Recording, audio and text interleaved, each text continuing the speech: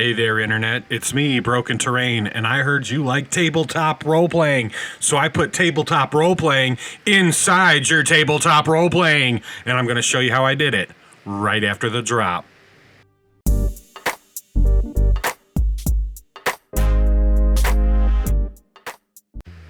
Hi there, everybody. Good to see you. Glad you came. Sit down, stay a while, and listen. This is how do I want to put it? This is a carry through from when I was sick, and I was planning on doing like a little furniture video, and it morphed into this weirdness. But let me show you still. And a lot of you already know that the dollar store Jenga sets make for incredible furniture. They work as an incredible base, two next to each other, works for a bed and other options, four together, a nice cupboard or cabinet. I'm really proud of this little desk type bit that I did with one of those Jenga pieces. Get some popsicle sticks and other woodsies and crafties, and you can make all kinds of incredible, really good looking furniture. So that being said, I wanted to do a great table, and it started off with like a war map on there. I wanted to have a war map with the corners curled and daggers in there, and then a neat little bit, describing some kind of strategy that you could use in your games. And so I went with this great table concept. It uses 5 of the Jenga pieces, and then I just trimmed the bottom a little bit to make it look a bit more decorative than just some Jenga pieces slapped together. I'm going to hit these pieces once the white glue is dried, and I used some Eileen's tacky glue. I find that the hot glue, normally I'm a big proponent of hot glue, but the wood doesn't accept it like it does the white glue. So use a wood glue or a white glue when working with pure woodsies and Jenga pieces.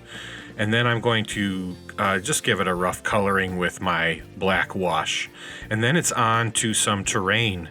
And I decided to do the classic L-shaped building cutouts. And I grabbed some little Tiny Deborah snack cardboard. I think these are Star Crunchers to be exact. And then I'm going to 3/16 is what I decided for each floor of my ruin. So you can see the two ruins. That would be 6. So then 3/8. 2 stories is 3/8 tall. Very, very small, very tiny. I'm going to carefully cut out for windows and a couple archway doors. And I'm also going to cut out a second story. Make sure you leave a ramp, or like an elongated piece for a ramp, so that your figures have a place to put their figures in their map upon the map. Yeah, I don't know. Maybe I came up with this project in a daze from being sick, but I love it. And every time I showed a family member, they absolutely geeked out over it. And you can see just how tiny and small the scale is.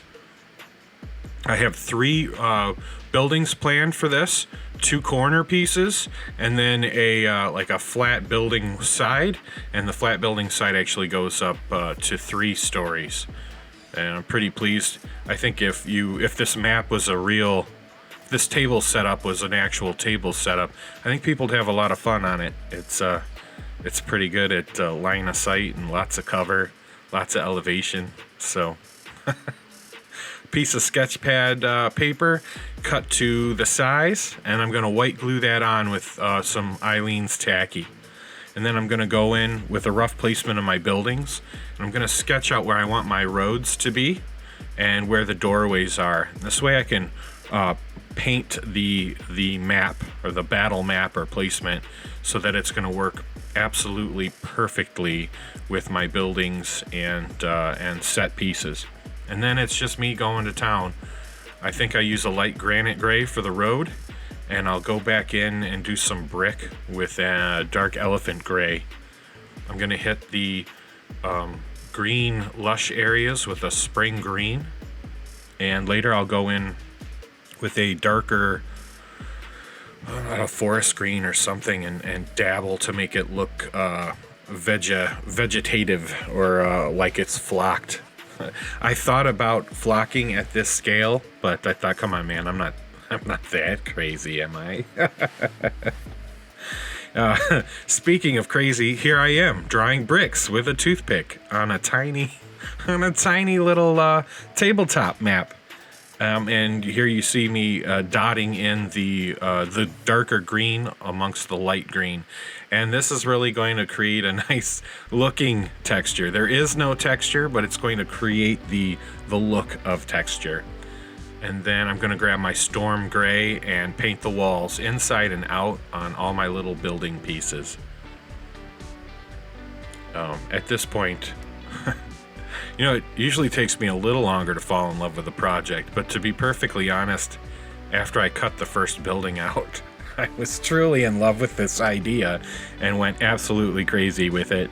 I painted the floors in black, both top and bottom, and then on the tops only I'm going to go in with the honey brown and just draw stripes to make it look like boards, holding up the floors and creating the walkways.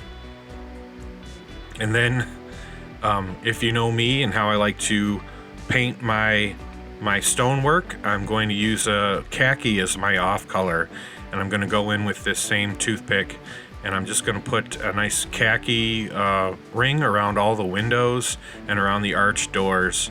And this really, really sells the fact. They looked pretty good just painted storm gray, or gray, whatever, gray storm gray. Same thing, right? Sure.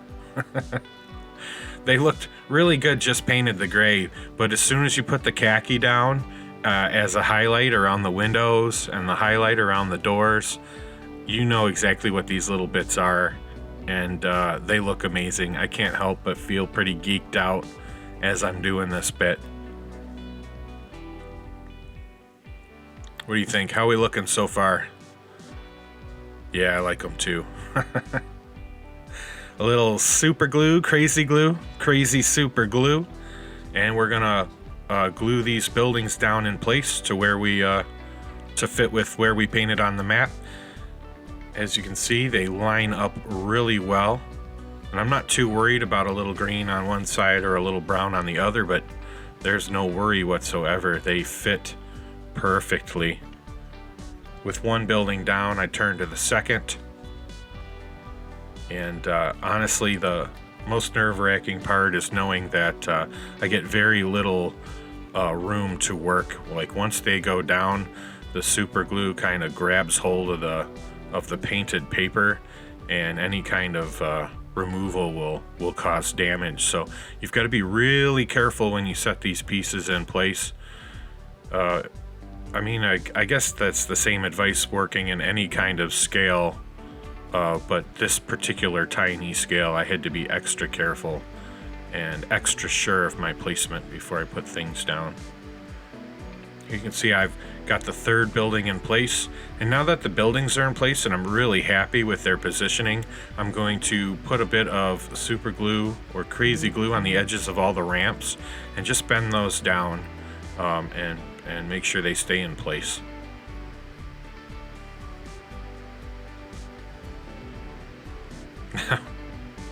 Man, I love this thing.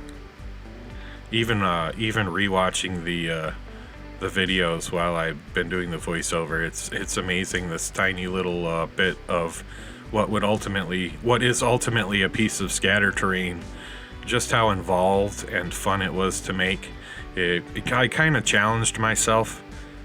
I did have a lot of furniture bits ready to do a furniture video, but Wylock had just done a furniture video, and he did such a great job. His stuff looks amazing, and I thought there was just no reason for me to do a worse version of a furniture video. So even though I had everything out, I decided I'd take this tabletop and have some fun with it. And so that's what we did. Now that the buildings are up, this map needs some scatter. So what kind of scatter can you find around a village and ruined village? Well, crates and boxes, of course. And so to do that, I just grab one of these square sticks that I have and carefully cut it into tiny little square pieces, crazy glue them together like a stack of boxes, and then find spots on my tiny little tabletop that need a little more cover and that could really use some scattered boxes. Then I grab my clump foliage and grab very, very small pieces of it, turn towards a round toothpick, and I'm going to actually create a couple of trees for my board. I think this is really going to help fill out the this tiny little wargame table, and once again create more visual interest, but add space for these virtual soldiers in this virtual tabletop on our tabletop, some line of sight, some places to hide, to duck and cover, to regroup. A little crazy glue, super glue, gets them glued to the table just right. And then I wanted to do little bushes and shrubberies, so with a little super glue on the end of my toothpick, I'm gonna dip a tiny wad of the foliage into it, place it where I want on the map, and in many locations it's like against walls and things. And then I'm gonna use the unglued side of the toothpick to kind of push it in place, squish it against the areas where I want it. You can see the boxes, trees, and foliage are done. And this is looking like an absolute legit complete tabletop. Now, I debated whether I wanted to actually have like armies on the tabletop or leave it blank. And ultimately I decided I wanted two armies, a classic red and blue painted army. So I just trimmed the tips off of toothpicks, 6 toothpicks in total, leaving me with 12 little tips, 6 per side. And I'm just going to brush those with a reward blue and a flag red. And then we're going to super glue these tiny little figures in. And I want to do them kitty corner so that it looks like maybe the game has just started and our players have begun to position their troops, but the battle is far from over. So the red gets one far corner, the blue the other. And just with a dab of glue and careful placing, here we go. You can see we've got the red moving up into position, getting ready for the fight. Blue is also moving into position, getting ready to defend its location. God, this was such a fun project. I did not plan this. It kind of came out of the blue, and I'm so glad that I did. I love this project. Love how the tiny little table came out. And as my son reminded me, there's lots of ways you can use this in games. It could still be a war or strategy table for a king or kingdom or an army. And then ideally, you could also have your players playing some kind of game or role-playing game or war game within your game. And that could be a fun little side quest or story. We're going to get some close-ups, some revolving shots, so that you can see every angle and aspect of this table, because it looks fantastic from all sides. I had a blast with this project. I hope you really liked it. It's a fun little bit. I know it doesn't. It's not a big showpiece or set piece, but sometimes these tiny little detailed things are just even better. Man, I love this thing.